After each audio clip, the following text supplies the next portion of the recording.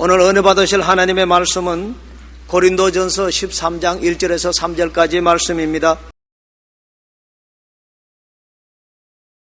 내가 사람의 방언과 천사의 말을 할지라도 사랑이 없으면 소리나는 구리와 울리는 괭가리가 되고, 내가 예언하는 능이 있어 모든 비밀과 모든 지식을 알고 또 산을 옮길 만한 모든 믿음이 있을지라도 사랑이 없으면 내가 아무것도 아니요, 내가 내게 있는 모든 것으로 구제하고 또 내 몸을 불사르게 내어줄지라도 사랑이 없으면 내게 아무 유익이 없느니라. 아멘.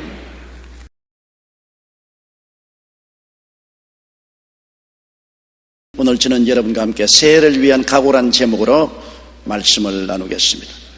목표가 없이 떠나가는 길은 방황으로 끝나고 맙니다. 길도 삶도 목표가 있어야 희망을 성취할 수가 있습니다. 우리는 새해를 맞이하여 한 해 동안 살아갈 삶의 좌표를 설정해 보아야만 하는 것입니다. 분명한 목표가 있어야 성취할 수 있습니다. 어느 수도원에 많은 수도사들이 자원에서 들어오나 얼마 있지 아니하여 다 보찜을 사고 수도원을 떠나갑니다. 그래서 기존의 원생들이 원장을 찾아갔습니다. 원장님, 많은 수도사들이 왔다가 얼마 있지 않다가 보따리를 사고 떠나는데 왜 붙잡지 않습니까? 원장이 가만히 있다가 사냥꾼들이 사냥을 갈 때 사냥개 한 마리만 데리고 가는 것이 아니라 여러 마리를 데리고 간다네. 사냥개 한 마리가 토끼를 발견하면 짖고서 뛰어가면 다른 사냥개를 또 다 같이 짖고서 뛰어가는데, 얼마 가지 않다가 장애물이 생기고 힘이 들면 다른 사냥개들은 다 뒤로 돌아가 버린다. 왜? 토끼를 보지 못하기 때문에. 그러나 토끼를 본 사냥개, 그는 분명한 목표가 있기 때문에 끝까지 장애물을 넘고 고달픔을 이기고 나가서 토끼를 사냥해 온다네. 분명히 하나님을 바라보고 소명을 받은 사람은 어떠한 역경에서도 수도사 생활을 하지만은, 남이 간다고 해서 같이 따라온 사람들은 얼마 있지 않다가 피곤하고 지쳐지면 떠나고 만다네. 그와 같이 말했습니다. 많은 크리스천들이 신앙의 경주를 합니다. 그러나 확실한 목표가 없는 사람은 중간에 포기하고 주저앉을 수밖에 없습니다. 목표가 있는 사람만이 난관을 뚫고 나가서 성취할 수가 있는 것입니다. 그러면 우리가 어떻게 목표 있는 삶을 살아갈 수 있습니까? 첫째로 긍정적인 꿈을 가진 새해를 가져야 목표를 성취할 수 있습니다. 우리가 살아나갈 길은 너무나 불확실성으로 꽉 차 있습니다. 그렇기 때문에 불안하고 초조합니다. 우리의 현실 생활도 정치적으로 불안하고 경제적으로 혼미하고 사회적으로 계층 간 갈등이 너무나 심합니다. 그러므로 사람들은 내일에 대한 조그마한 단서라도 잡아보고 싶은 생각이 있기 때문에 요사이 백화점에서조차 점치는 코너를 만들어서 사람들에게 사행심을 주장하고 있습니다. 누구든지 우리가 알 수 있는 것은 인생길은 언제나 평탄하지만은 않다는 것입니다. 캄캄한 밤도 올 것이고 폭풍우도 다가올 것이고 험산줄령도 넘어가야만 하고 광야도 지나가야만 하는 것입니다. 이건 우리에게 다가올 분명한 사실입니다. 이런 것은 피할 수 없는 운명이지만 우리가 할 수 있는 비운명적인 것이 있습니다. 그것은 운명을 대하는 삶의 태도인 것입니다. 운명은 온 몸으로 부딪혀야 됩니다. 피할 수 없어요. 그러나 비운명적인 것은 운명 속에서 내가 어떠한 삶의 태도를 취할 것이냐는 것입니다. 우리는 그러므로 이 한 해를 살아가면서 우리 마음속에 큼직한 소망과 꿈의 옷을 입고 나가자는 것입니다. 우리가 예수 그리스도의 십자가 앞에 서면 주님께서 우리에게 큼직한 소망과 꿈의 옷을 입혀주는 것입니다. 오중복음이란 오색 찬란한 옷을 입혀주는 것입니다. 십자가를 통해서 용서와 의와 영광의 옷을 입혀주십니다. 십자가를 통하여 우리에게 거룩함과 성령 충만의 옷을 입혀주십니다. 십자가를 통하여 치료와 건강의 옷을 입혀주시는 것입니다. 십자가를 통하여 아브라함의 축복과 형통의 옷을 입혀주십니다. 십자가를 통하여 부활과 영생과 천국의 옷을 입혀주시는 것입니다. 우리는 이 오색 찬란한 옷을 항상 바라보아야 됩니다.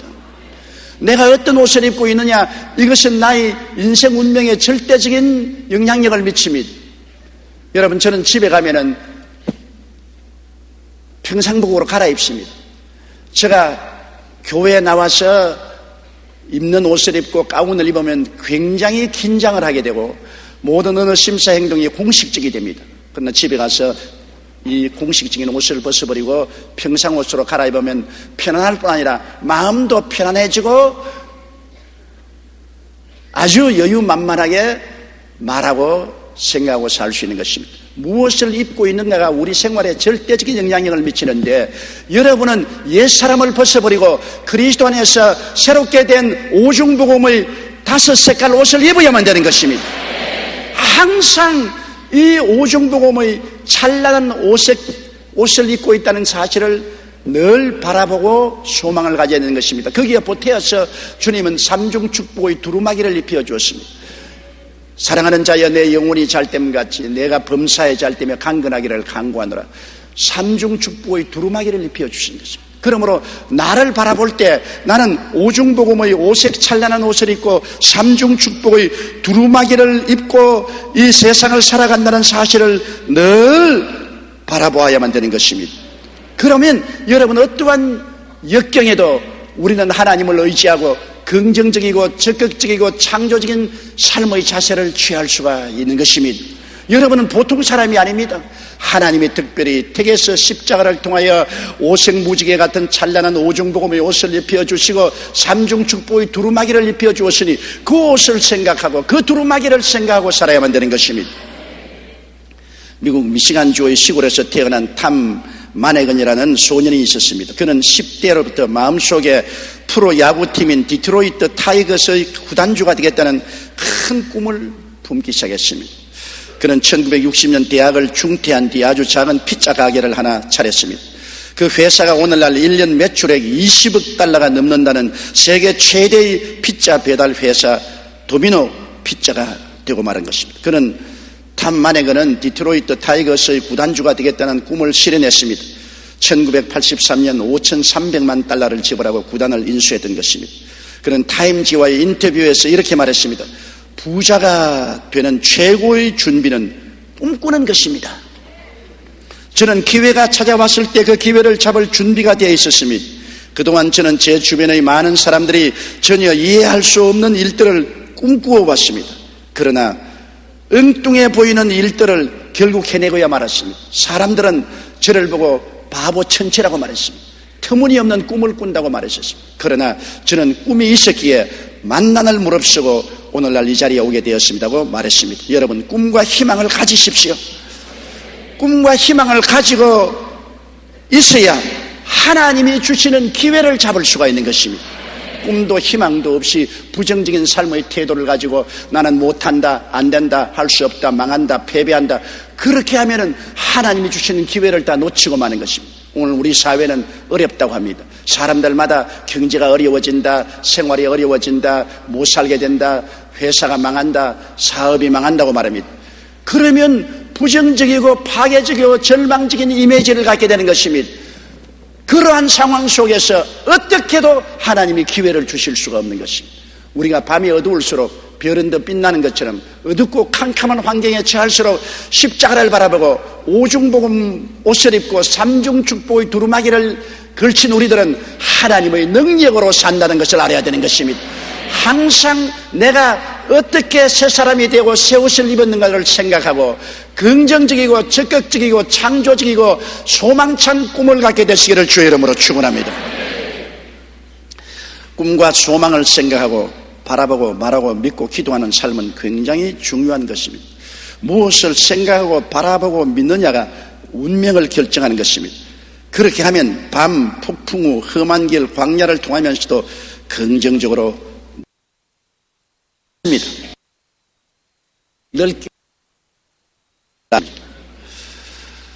저는 한 등반가가 쓴 글을 읽고 굉장히 감동을 입었습니다. 그는 해발 4,700m의 히말리아 산맥을 오를 때 고산병으로 무척 힘들었다고 합니다. 그때 그가 한 가지 진통제를 발명해 먹었는데 그것은 바로 긍정적인 생각이라는 것입니다. 고산병 무섭습니다. 저는 높은 데를 못 올라갑니다. 한쪽 배가 충분히 활동을 하지 못하기 때문인 것입니다.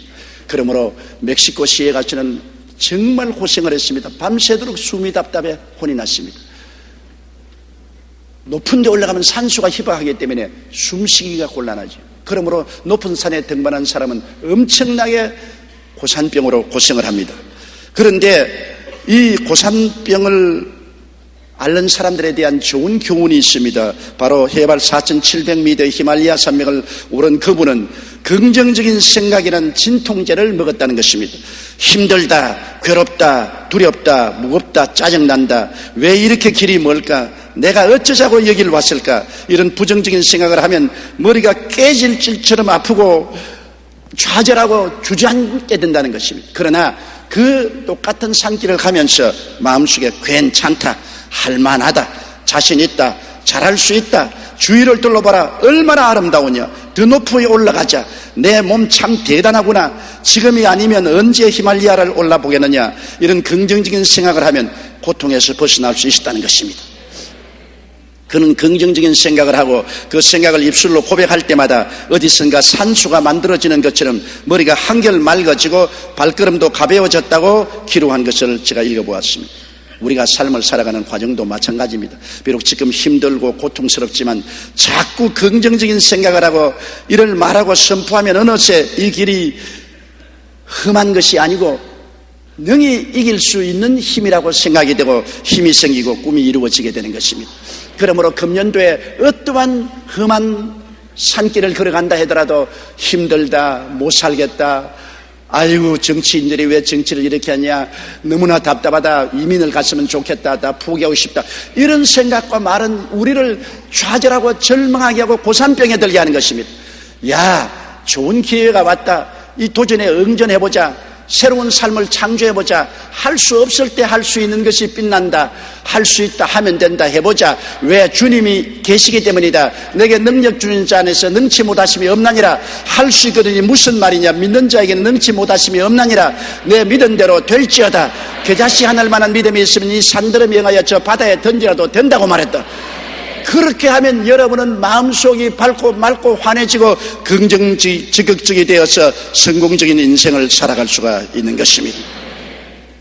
로버트 슈얼러 목사님의 처남 프랑크 밴드 마틴은 와이어 주에서 제일 가는 바이올리니스트로 유명합니다. 그는 18살 때 아버지가 경영하는 대장간에 올라갔다가 새빨간 쇳덩어리를 잘못 잡아가지고서 이 왼손 엄지만 내놓고 다 불타버렸습니다. 그러니 왼손 엄지만 남고 다 불타버린 손으로 바이올린을 어떻게 탑니까? 절망입니다. 그는 바이올린이 그 생애의 모든 것 중에 모든 것이 있었습니다. 치명적인 상처를 입었지만 그는 절망하지 않았습니다. 나머지 손을 이용해서 연습에 연습을 거듭했고 그 결과 아이오와주 수카운티 교향악단의 뛰어난 바이올리니스트가 될 수 있는 것입니다. 그는 이렇게 말했습니다. 내가 불구자라고 생각한 이상은 아무것도 할 수 없다. 나는 한 번도 내가 불구자라고 생각해 본 적이 없고 늘 긍정적이고 적극적인 생각을 했다고 말했습니다. 로버트 슈얼러 목사님 역시 불가능한 일이 존재하는 것이 아니라 불가능하다고 생각하는 생각이 존재할 따름이라고 말한 것입니다. 불가능은 존재하지 않는다. 생각 속에 불가능이 있을 따름이라고 한 로버트 슈얼러 목사님은 기억해 볼 만한 것입니다. 중요한 것은 환경이 아니라 삶의 태도입니다. 긍정적인 삶의 태도를 가지면 그 어떠한 역경이라도 느끼니 이겨낼 수 있는 힘을 하나님이 주시는 것입니다. 그러므로 이 새해는 긍정적이고 적극적이고 창조적인 생각을 가지고 꿈과 희망에 넘치는 삶을 갖게 되시기를 주의 이름으로 축원합니다. 둘째로 사랑을 실천하는 새해를 살아야 됩니다. 고린도전서 13장 1절로 3절에 내가 사람의 방언과 천사의 말을 할지라도 사랑이 없으면 소리나는 구리와 울리는 꽹과리가 되고 내가 예언하는 능이 있어 모든 비밀과 모든 지식을 알고 또 산을 옮길 만한 모든 믿음이 있을지라도 사랑이 없으면 내가 아무것도 아니요 내가 내게 있는 모든 것으로 구제하고 또 내 몸을 불사르게 내어줄지라도 사랑이 없으면 내게 아무 유익이 없나니라. 사랑이 없는 삶은 아무리 위대한 웅변과 천사같이 말해도 내용이 없는 허구한 인생이라는 것입니다. 사랑이 없는 삶은 위대한 예언가 지성인 신념의 사람이라도 아무 가치가 없다는 것입니다. 사랑이 없으면 아무리 큰 희생과 봉사 및 자선도 결국 허울뿐이고 유익이 없다는 것입니다. 여러분, 그렇기 때문에 우리는 이 해는 하나님을 정말 사랑하는 삶을 살아야 되는 것입니다. 입술로만 하지 말고 진짜로 하나님을 사랑하는 삶을 살아야 됩니다. 요한일서 4장 7절로 9절에 사랑하는 자들아 우리가 서로 사랑하자. 사랑은 하나님께 속한 것이니 사랑하는 자마다 하나님께로 나서 하나님을 알고 사랑하지 아니하는 자는 하나님을 알지 못하나니 이는 하나님은 사랑의 심이니라. 하나님의 사랑이 우리에게 이렇게 나타난 바 되었으니 하나님이 자기의 독생자를 세상에 보내심은 저로 말미암아 우리를 살리려 하심이라고 했습니다. 사랑이란 뭡니까? 머릿속에서 나오는 사랑이 아닙니다. 가슴 속에서 흠모하고 예배드리며 섬기고 기뻐하는 것이 사랑이 아닙니까? 여러분, 사랑하는 상대를 마음속에 흠모하지 않은 사람이 있습니까? 자나깨나 흠모하지요. 그리고 예배드리고 섬기며 기뻐해야 되는 것입니다. 시편 91편 14절로 16절에 하나님이 가났을 때 제가 나를 사랑한 적 내가 저를 건지리라. 제가 내 이름을 안 적 내가 저를 높이리라. 제가 내게 간구하리니 내가 응답하리라. 환난 때 내가 저와 같이 저를 건지고 영화롭게 하리라. 내가 장수함으로 만족해 하며 하나님의 구원으로 부이라고 말했습니다. 하나님은 우리가 하나님을 사랑할 때 깊이 감동하시는 것입니다. 그리고 그 사랑해 주는 자녀들에게 놀라운 은총을 나려 주시는 것입니다. 하나님의 임재 연습이라고 하는 유명한 고전적인 책을 썼던 중세의 성자 로렌스의 이야기를 제가 읽어보고 굉장히 마음에 감동을 느꼈습니다. 그는 하나님을 알고 난 후 그 사랑에 너무 감사해서 자신도 전 인생을 바쳐서 수도사가 되어서 하나님만 사랑하고 섬기는 사람이 되겠다고 소원했지만은 그 신분이 서민의 신분에다가 지식도 없고 또 몸이 장애가 있어서 수도사 될 자격이 없었습니다. 그러므로 간청에서 수도사들이 수도하는 수도원에 식당 종업원으로 들어갔습니다. 로렌스는 요리를 하면서 늘 주님을 생각했습니다. 소금을 뿌릴 때는 주님 저를 이 소금 같은 사람으로 만들어 주옵소서 이렇게 기도했고, 맛을 볼 때는 주님 제가 그리스도의 맛을 내는 사람이 되게 하여 주옵소서 라고 기도했습니다. 청소를 할 때도 주님 제 마음도 이렇게 청결하게 하여 주옵소서 라고 기도하면서 온갖 정성과 사랑으로 모든 수도사들을 하나님을 섬기는 마음으로 섬겼습니다. 그런데 신기하게도 시간이 흐를수록 수도사들의 얼굴이 고행과 금식과 기도로 어두워진 데 반해 로렌스의 얼굴은 천사와 같이 빛났습니다. 항상 웃음과 미소가 가득했습니다. 그는 주의 사랑을 갚는 기쁨을 마음속에 가득히 가지고 있었습니다. 그 후로 수도사들은 날마다 식당에 와서 로렌스의 얼굴을 보면서 은혜를 받고 그를 보면서 예수님의 마음을 깨달았습니다. 결국엔 모든 수도사들이 투표해서 로렌스를 수도원 원장으로 추대해버리고 말한 것입니다. 생전에 로렌스는 항상 이런 말을 했습니다. 나의 삶의 유일한 동기는 하나님 사랑입니다. 나는 하나님을 위해서 모든 것을 하려고 했습니다. 내게 무슨 일이 일어나든 내가 길을 잃어버리든 찾든 나는 계속 순전하게 하나님의 사랑을 위하여 움직일 것입니다. 내가 말할 수 있는 것은 단 한 가지, 죽을 때까지 주님을 사랑하기 위하여 모든 것을 하겠다는 것뿐입니다. 이와 같은 위대한 사랑을 했기 때문에 그는 학식도 없고 서민 출신이고 몸이 불구자였지만은 학문이 있고 귀족 출신이고 건강한 사람이 들어가는 수도원의 원장이 될 수 있는 것입니다. 하나님의 사랑은 하나님의 마음을 감동케 하는 것입니다. 여러분, 그러므로 우리의 이 새해에는 정말로 마음을 다하고 뜻을 다하고 정성을 다하고 목숨을 다하여 주 하나님을 사랑하십시다. 그 창스러운 일을 해야 하나님을 사랑하는 것이 아닙니다. 이 로렌스가 하는 것처럼 소금을 치면서 하나님, 나도 하나님 위해서 소금 같은 사람 되게 해주십시오. 맛을 볼 때도 맛있는 사람 되게 해주십시오. 소지하면서도 하나님 앞에서 내 마음이 이 청결하게 되게 하여 주시옵소서. 항상 하나님을 찬미하고 하나님을 의지하고 하나님을 생각했습니다. 그래서 그는 하나님과 깊은 교제를 할 수 있는 것처럼 우리도 그렇게 할 수가 있는 것입니다. 큰 일을 해야 하나님 사랑하는 건 아닙니다. 우리의 현실에 주어진 생활 속에서 늘 하나님과 동행하는 것이 하나님을 사랑하는 것입니다. 그리고 이웃 사랑은 하나님의 사랑을 갚는 길이 되는 것입니다. 우리는 하나님을 사랑하면 이웃을 사랑해야 되는 것입니다. 요한 1서 4장 20절로 21절에 누구든지 하나님을 사랑하노라 하고 그 형제를 미워하면 이는 거짓말하는 자니 보는 바 그 형제를 사랑치 아니하는 자가 보지 못하는 바 하나님을 사랑할 수 없느니라. 우리가 이 계명을 주께 받았나니 하나님을 사랑하는 자는 또한 그 형제를 사랑할지니라. 참으로 어떤 때는 우리 마음에 부담이 됩니다. 내가 형제를 사랑할 수 없는데 하나님을 사랑하는 자는 곧 형제를 사랑하는 것이다. 하나님 사랑과 형제의 사랑을 이퀄로 삼아 놓은 것입니다. 눈에 안 보이는 하나님을 사랑한다고 하는 사람이 눈에 보이는 형제를 사랑하지 못하면 가짜라고 말합니다. 얼마나 우리 마음속에 충격적인 말인 것입니까? 그러므로 우리는 하나님의 사랑에 의지해서 어찌하든지 내 이웃을 내 몸과 같이 사랑할 수 있는 힘을 달라고 늘 기도해야 될 것입니다. 마태복음 25장 34절로 40절에 그때 임금이 그 오른편에 있는 자들에게 이르시되 내 아버지께 복을 받은 자여 나와 창세로부터 너희를 위하여 예비된 나라를 성숙하라. 내가 줄일 때 너희가 먹을 것을 주었고 목마를 때 마시게 하였고 나그네 되었을 때 영접하였고 벗었을 때 옷을 입혔고 병들었을 때 돌아보았고 옥에 갇혔을 때 와서 보았느니라. 이 의인들이 대답하여 가로되 주여 우리가 어느 때 주의 줄이신 것을 보고 공개하였으며 목마르신 것을 보고 마시게 하였나이까. 어느 때 나그네 된 것을 보고 영접하였으며 벗으신 것을 보고 옷 입혔나이까. 어느 때 병드신 것이나 옥에 갇힌 것을 보고 가서 배웠나이까 하리니 임금이 대답하여 가라사대 내가 진실로 너희에게 이르노니 너희가 여기 내 형제 중에 지극히 작은 자 하나에게 한 것이 곧 내게 한 것이라 하시고 그렇게 말했습니다. 여러분 우리가 주님을 언제 옷 입혔습니까? 주님을 언제 공개했습니까? 주님을 언제 신방했습니까? 주님을 언제 병들었을 때 돌보아 주었습니까? 그런 적이 없지 않아요. 그러나 주님은 너의 소자 중에 지극히 한 사람, 이웃 사람, 가난과 고통과 소외와 병듦과 배고픈 사람을 도와준 것이 곧 나를 대접한 것이라고 주님께서 말씀하셨습니다. 그러므로 우리 이웃과 우리의 관계가 하나님과 우리의 관계를 가늠한다는 것을 우리가 마음속에 잊지 말아야 되는 것입니다.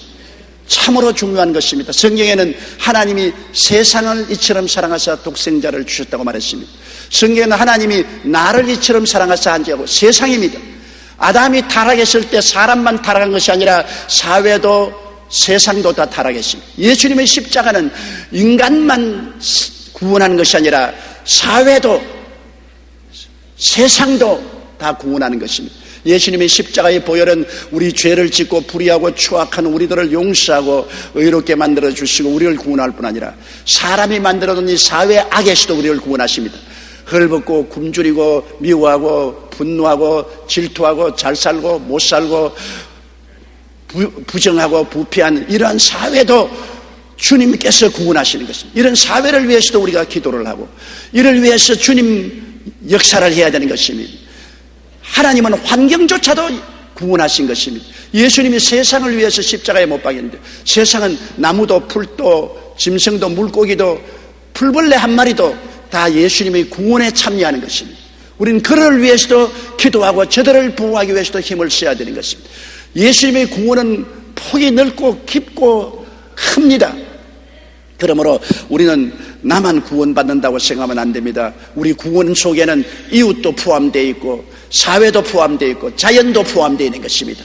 이 구원의 넓은 폭으로 사는 우리들이 되어야 되겠습니다. 도산 안창호 선생은 생전에 이런 말을 했습니다. 아무리 많은 지식을 가지고 있는 사람이라도 그에게 참된 사랑의 정신이 없다면 그 지식은 세상을 해칠 뿐 절대로 유익을 주지 않습니다. 우리는 사랑의 정신을 지녀야 합니다. 사랑이 없으면 지식이 무슨 소용이 있습니까? 지식이 우리에게 도움이 되지 않는 것입니다. 굶주린 배를 안고 잠자리에 들어갈 수밖에 없는 사람에게 하나님을 납득시킬 수 있는 유일한 방법은 빵을 주는 것이라고 간디가 말했습니다. 배고파 울면서 잠자리에 들어가는 사람에게 하나님이 당신을 사랑한다고 수천 마디 말해서 무슨 소용이 있습니까? 그 사람에게는 수천 마디 말보다 한 쪽의 빵이 하나님의 살아계심을 더 증명할 수 있는 것입니다. 어거스틴은 말하기를 사랑은 어떻게 생겼는가? 다른 이들을 돕는 손이 있고 가난한 자와 궁핍한 사람에게 찾아가는 발이 있으며 비참하고 공공한 것을 보는 눈이 있고 한숨과 슬픔의 소리를 들을 수 있는 귀가 있다. 이것이 바로 사랑의 모습이라고 말하는 것입니다. 그러므로 우리가 사랑하면 우리가 가난한 사람을 보고 탄식 소리를 듣고 그들을 돕고 그들을 찾아가는 이러한 발걸음이 있어야 그것이 사랑이라는 것입니다. 여러분, 우리는 너무나 우리 중심으로 살아왔습니다. 그리고 하나님을 사랑한다고 말했습니다. 이웃을 사랑하는 것이 하나님의 사랑이라고 말했기 때문에 우리가 얼마나 뜨겁게 하나님을 사랑한가는 얼마나 우리가 이웃을 사랑하고 이웃에 대한 관심을 가지고 긍휼을 베푸는가 여기에 달려있다는 사실을 잊지 말고 새해에는 사랑을 실천하며 사는 여러분 되시기를 주의 이름으로 축원합니다. 셋째로 삶의 텃밭에 좋은 씨를 심으십시오.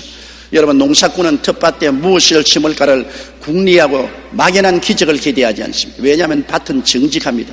심은 종류대로 심은 양대로 거둘 것이기 때문인 것입니다. 우리 인생들은 하나님께서 모두 다 시간이라는 삶의 텃밭을 주셨습니다. 이제 2005년 365일은 여러분과 내가 심을 수 있는 텃밭입니다. 내게만 준 365일의 텃밭인 것입니다. 이 인생의 텃밭에 우리가 무엇을 심는가가 미래에 우리가 거두는 것입니다. 갈라디아서 6장 7절로 8절에 스스로 속이지 말라. 하나님은 마늘의 여김을 받지 아니하시나니 사람이 무엇으로 심든지 그대로 거두리라. 자기의 육체를 위하여 심는 자는 육체로부터 썩어진 것을 거두고 성령을 위하여 심는 자는 성령으로부터 영생을 거두리라고 말했습니다. 과거 잘못 심은 행위는 용서받아도 심은 열매는 거두어야 하는 것입니다. 살인한 사람은 하나님 앞에서 회개하면 용서는 받아도 죄의 대가는 받아야 되는 것입니다. 제가 한 부형님으로부터 이런 간증을 들었습니다. 그분은 예수 믿기 전에 사업을 하다가 쫄딱 망해서 빚을 산더미같이 졌습니다. 빚쟁이들은 쫓아오고 갈 길이 막막해서 자살을 시도하다가 실패하고 전도를 받아서 우리 교회에 나오게 되었습니다. 그런데 어느 날 마음속에 이런 생각이 들어요. 하나님은 전지전능하신데 내 죄를 용서하셨으면 빚도 다 갚아주셔야 되지 않겠는가.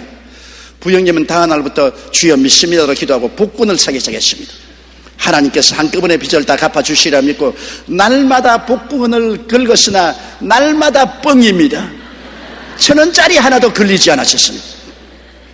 그래서 그는 슬슬 마음이 화가 나서, 아니 하나님 전지전능하시고 무소부지하신데 이 땅의 재물 금과 은도 다 내 것이라고 했는데 하나님 눈만 하면 깜짝하면 나에게 재물이 쏟아지게 해서 빚 다 갚을 수 있는데 왜 안 해줍니까? 왜 빚을 안 갚아줘요? 그래서 아예 보따리를 싸들고 기도원으로 올라갔습니다. 빚을 안 갚아주시면 내려오지 않겠다고 때를 사면서 금식을 하고 기도했습니다. 기도를 해서 울며 불며 기도했는데 하루가 지나고 이틀이 지나도 응답이 없다가 사흘 만에 하나님의 음성이 들려왔습니다. 너희 죄는 용서했지만 내가 진 빚은 내가 스스로 갚아라. 내가 너희 길을 축복해 줄 테니 열심히 돈을 벌어서 너로 인해 피해 입은 사람들에게 하루속히 돈을 갚아라. 그때 그는 깨달았습니다. 아, 내가 뿌린 씨앗은 내가 거두어야 하는구나. 다음 날로 기도원을 내려온 부형님은 하나님을 의지하여 11조 드리고 열심히 일한 결과에 5년 만에 그 빚을 다 갚고 내게 와서 기도받으러 왔습니다. 과거에 잘못한 행위는 하나님께 용서받아도 그 열매는 우리가 갚아야 되는 것입니다. 나는 우리 교회, 우리 장로님, 집사님들의 빚을 잔뜩 지고 한 입에 털어넣고 미국으로 도망친 우리 과거의 장로님 한 분을 기억합니다. 그분 미국 가니까 나를 만나서 할렐루야 목사님, 나는 예수 믿고 회개하고 신학교 들어가서 주의 종이 되었습니다. 목회 잘하도록 안수기도해 주시옵소서. 그래서 내가 당신은 지은 죄를 하나님께 용서는 십자가 보혈로 받았지만은 심은 것을 거두어야 용서를 해준다. 당신 빚 갚았느냐? 한국에서 당신이 빚을 떼먹고 도망쳤기 때문에 가스마리아는 많은 장로와 집사님들이 있지 않느냐? 그분들이 고함치고 있는 이상 당신 목회는 절대로 성공 못한다. 하나님의 복을 줄 수 없다. 사람이 무엇으로 심든지 그대로 거두는데 당신의 잘못한 행위는 회개이기 때문에 용서해 주었지만은 신은 심은 대로 거두어야 됩니다. 당신 그 빚 다 갚고 와야 목회가 되지, 그렇지 않고는 당신에게 돈 빌려주고 부르짖는 그 음성이 만군의 야훼의 귀에 들렸는데 어떻게 당신에게 복을 주겠는가? 제가 그런 말을 했습니다. 그렇기 때문에 내일을 위하여 좋은 씨를 심어야 됩니다. 우연히는 없어요. 여러분이 심은 대로 거두는데 이제 이 365일 동안 내일을 위해서 좋은 씨를 심어야 됩니다. 믿음과 순종의 씨를 심으세요. 소망의 씨를 심으세요. 사랑의 씨를 심으세요. 의의 씨를 심으세요. 평강의 씨, 기쁨의 씨를 심어야 되는 것입니다. 호세아 10장 12절에 너희가 자기를 위하여 의를 심고 긍휼을 거두라. 지금이 곧 야훼를 찾을 때니 너희 묵은 땅을 기경하라. 마침내 야훼께서 임하사 의를 빛처럼 너희에게 내리게 하시리라. 야고보 3장 18절에 화평케 하는 자는 화평으로 심어 의의 열매를 거두느니라. 고린도후서 9장 6절에 이것이 곧 적게 심는 자는 적게 거두고 많이 심는 자는 많이 거둔다 한 말이 옳다고 말하는 것입니다. 심고 거두는 것은 영원한 법칙입니다. 조선 영조 때 좌의정을 지냈던 이사관은 남도끼를 좋아하는 사람이었습니다. 한 번은 그가 충청도에서 수령을 했을 때 일입니다. 순행을 하다가 주막에 들어가 잠시 쉬고 있는데 웬 시골 선비한 사람이 가죽을 이끌고 주막으로 들어왔습니다. 가만히 보니 등에 업힌 여자아이가 추워서 새파랗게 질려 있습니다. 이사관은 그에게 다가가 이 고울 사람이냐고 물었습니다. 그러자 그가 대답하기를 자신은 서산에 사는 김한구라는 사람인데 살기가 너무 어려워서 서울의 친척집으로 더부살이 하러 가는 중이라고 말했습니다. 이사관은 그 딸이 너무 불쌍해서 자기가 걸치고 있던 수달피 가죽옷을 벗어서 아이에게 덮어주고 머리를 쓰다듬어주고 두들겨 주었습니다. 그리고 세월이 흘러서 12년이 지났습니다. 영조의 왕비 정성황후가 성하에서 두 번째 왕비를 뽑았습니다. 그가 정순왕후 김씨인데 이사관이 옷으로 덮어준 그 어린아이가 바로 정순왕후 김씨로 당선된 것입니다. 그때 가죽옷을 덮어주는 그 추위에 새파랗게 떨던 어린 소녀가 장차 임금의 부인이 될 줄 누가 알았겠습니까? 수달피 가죽 하나 심어주고 결국 이사관은 왕비의 추천으로 왕에게 발탁되었고 몇 년 후에 능력을 인정받아 좌의정까지 올라갈 수 있었습니다. 수달피 가죽 하나가 좌의정을 만들었습니다.